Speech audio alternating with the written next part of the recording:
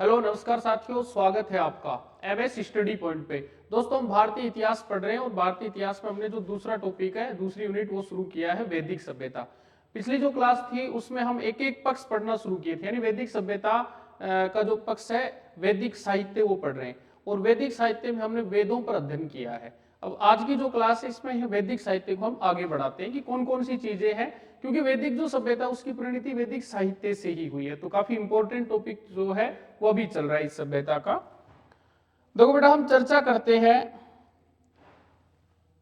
पढ़ रहे हैं हम वैदिक साहित्य। वैदिक साहित्य में वेद हमने पढ़ लिए और अब चर्चा करेंगे उपनिषदों की। उपनिषद देखो आप, सबसे पहले तो उपनिषद की बात करें, ये उप प्लस नी प्लस सद से मिलकर बना है, जिसका अर्थ होता है निष्ठा पूर्वक निकट बैठना। निष्ठा पूर्वक निकट बैठना अर्थात वह ज्ञान, वह नॉलेज जो गुरु के निकट निष्ठा पूर्वक बैठकर प्राप्त किया गया हो, उपनिषद कहलाता है।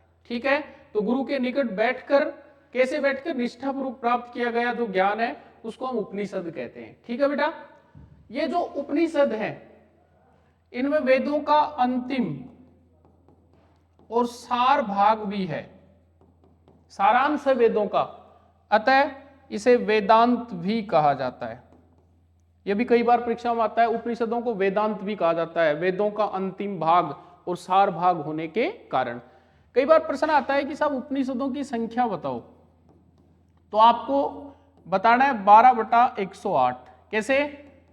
12 है प्रामाणिक उपनिषद और 108 है कुल उपनिषद।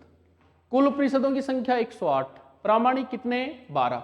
अब यहां से जो सबसे इंपॉर्टेंट बात है, जहां से प्रश्न बार बार आता है, भारत का राष्ट्रीय आदर्श वाक्य है सत्यमेव जयते, जिसका अर्थ होता है सत्य की हमेशा विजय होती है। ये कौन से उपनिषद से लिया गया है? तो बेटा आपको बताना है, ये मुंडको उपनिषद से लिया गया है। कौन से उपनिषद से लिया गया है? ये मुंडक उपनिषद से लिया गया है। आदर्श वाक्य है सत्य की हमेशा विजय होती है, यानी सत्य में जयते। कुल 108 है, प्रामाणिक कितने हैं? 12। शाब्दिक अर्थ है गुरु के निकट निष्ठा पूर्वक बैठकर प्राप्त किया गया ज्ञान।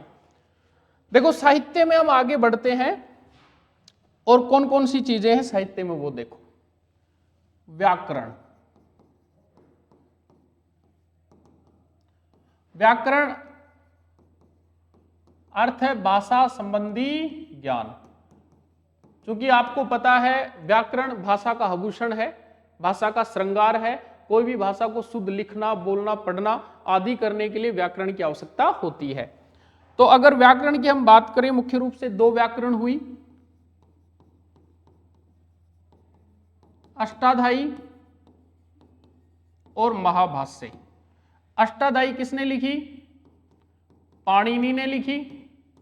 महाभाष्य किसने लिखी? पतंजलि ने लिखी। ध्यान रखना, 2 व्याकरण ग्रंथ प्रसिद्ध हुए, पतंजलि का महाभाष्य, पाणिनि का अष्टाध्यायी। ठीक है, व्याकरण क्या है? भाषा संबंधी ज्ञान है व्याकरण। व्याकरण के बाद में बेटा आता है स्मृति। स्मृति ग्रंथ 2 हुए, पहला मनुस्मृति, दूसरा याज्ञवल्क्य स्मृति। मनुस्मृति भारत का सबसे प्राचीन स्मृति ग्रंथ माना जाता है। याज्ञवल्क्य स्मृति की रचना ऋषि याज्ञवल्क्य के द्वारा की गई थी। तो 2 स्मृति ग्रंथ हैं और 2 व्याकरण हैं। आगे बढ़ते हैं बेटा इसमें। तो देखो अगला आता है महाकाव्य। महाकाव्य हुए 2। कितने हुए? 2। पहला रामायण और दूसरा महाभारत। अब इन दोनों के बारे में समझो, पहला रामायण और दूसरा महाभारत। रामायण के रचयिता महर्षि वाल्मीकि कुल कांड 7, इसके जो भाग उनको कांड कहा जाता है, कितने हैं? 7। भाषा, संस्कृत, ठीक है, उपनाम, आदि काव्य, श्लोक 24,000। दोबारा समझो बेटा, पढ़ रहे हैं रामायण, महर्षि वाल्मीकि ने रचना की रामायण की, संस्कृत भाषा में की, कुल 7 कांड हैं, ठीक है, उपनाम आदि काव्य है, 2 श्लोक, सॉरी जो श्लोक हैं उनकी संख्या 24,000 है। अब जो दूसरा महाकाव्य उसका नाम है महाभारत, लिखने वाले वेदव्यास। महाभारत के रचनाकार कौन हुए? महर्षि वेदव्यास हुए। और भाषा इसकी भी क्या है? संस्कृत है। इसमें पर्व है कुल 18 पर्वों में विभाजित है, ठीक है। इसका उपनाम अगर पूछे तो जय संहिता, ये बार बार आता है प्रश्न, जय संहिता महाभारत को कहा जाता है, और इसे बोलते हैं सप्त सहस्त्री संहिता। सत यानी 100, सहस्त्र यानी 1000, 100,000 श्लोकों की संहिता, क्योंकि अंत में जाकर इसमें लगभग 1 लाख श्लोक हो गए थे बेटा, ठीक है। कुल 18 पर्व हैं। 6वां जो पर्व है उसका नाम है भीष्म पर्व। भीष्म पर्व के 23 से 40 जो 18 अध्याय हैं उन्हें ही कहा जाता है श्रीमद् भागवत गीता। और श्रीमद् भागवत गीता हिंदू धर्म का पवित्र ग्रंथ है, ठीक है। तो 2 महाकाव्य हो गए, पहला रामायण और दूसरा महाभारत, ठीक है बेटा। वैदिक साहित्य पढ़ रहे हैं, आगे देखो अब वैदिक साहित्य में आगे पढ़े तो बेटा पुराण,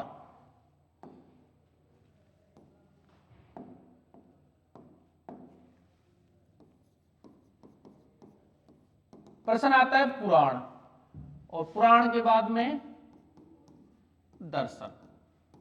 देखना, पुराण का शाब्दिक अर्थ है प्राचीन है जो साहित्य, है जो साहित्य। प्राचीन है जो साहित्य उसे क्या कहते हैं? पुराण। रचना लोमहर्ष और उसका पुत्र था उग्रसर्वा। पुत्र उग्रसर्वा और लोमहर्ष के द्वारा इसकी रचना की गई। किसकी? पुराणों की। पुराणों का शाब्दिक अर्थ है प्राचीन है जो साहित्य। पूछा जाएगा पुराणों की संख्या तो बताना 18। सबसे प्राचीन तो बताना मत्स्य पुराण, ठीक है। अब कुछ विशेष बातें हैं। विष्णु पुराण, वायु पुराण, और इसके अलावा अपना मत्स्य पुराण। विष्णु पुराण में मौर्य वंश का उल्लेख है, ये कई बार आता है। मौर्य वंश का उल्लेख कौन से पुराण में है? तो विष्णु पुराण में। वायु पुराण में गुप्त वंश का उल्लेख है, ठीक है बेटा। और मत्स्य पुराण में सातवाहन वंश का उल्लेख है। एक बार दोबारा से समझो, पुराण पढ़ रहे वैदिक साहित्य में, शाब्दिक अर्थ प्राचीन है जो साहित्य, रचना लोमहर्ष और उसके पुत्र उग्रसर्वा के द्वारा, संख्या कितनी? 18। सबसे प्राचीन और प्रामाणिक कौन सा? मत्स्य। 3 पुराण ऐसे हैं जिनमें राजवंशों का उल्लेख है। मौर्य वंश का उल्लेख विष्णु में, गुप्त वंश का उल्लेख वायु में, और सातवाहन वंश का उल्लेख मत्स्य पुराण में है। अब बात करते हैं दर्शन। वैदिक साहित्य में अंतिम है दर्शन। दर्शन जो हुए बेटा वो कौन कौन से हुए? योग, न्याय, साख्य, चावार्क, वैसेविक और मीमांसा। देखना बहुत इंपॉर्टेंट है, बार बार परीक्षाओं में आते हैं। योग दर्शन के प्रणेता पतंजलि,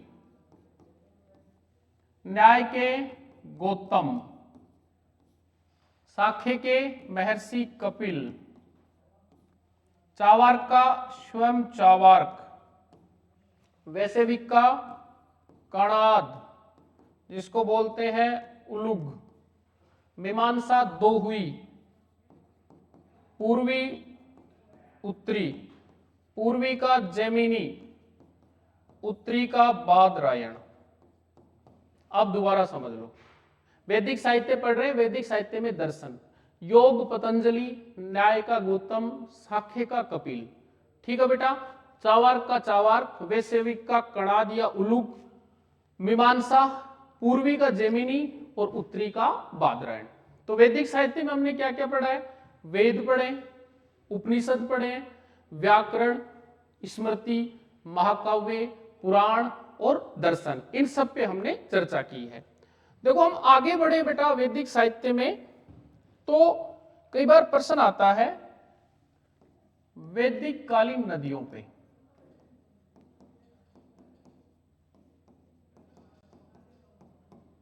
वैदिक कालीन नदियां, अब नदियों से रिलेटेड जो प्रश्न आता है वो देखो, पूछेंगे सबसे महत्वपूर्ण नदी तो सरस्वती थी। सरस्वती को नदीत्मा भी कहा जाता था, नदियों की आत्मा। ध्यान रखना, ऋग्वेद में गंगा का उल्लेख 1 बार और यमुना का उल्लेख 3 बार हुआ है। समझना बेटा, सबसे महत्वपूर्ण नदी वैदिक काल की कौन सी थी? सरस्वती, जिसे नदीत्मा, नदियों की आत्मा कहा जाता था। गंगा का उल्लेख 1 बार और यमुना का उल्लेख 3 बार हुआ है। अब जो नदियां थी उनके प्राचीन नाम और वर्तमान नाम काफी पूछे जाते हैं। जैसे बात करें झेलम, चिनाब, रावी, व्यास, सतलज और काबुल, ये वर्तमान नाम है। आज के नाम इन नदियों के, प्राचीन काल में वैदिक काल के समय इनके नाम क्या हुआ करते थे वो देखो। झेलम, वितस्ता।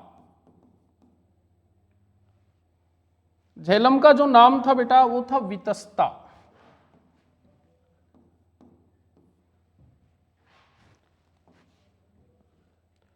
झेलम का जो नाम था वो क्या था? वितस्ता। चिनाब को बोलते थे अस्किनी, ठीक है। रावी थी पुरुषणी, व्यास थी विपासा,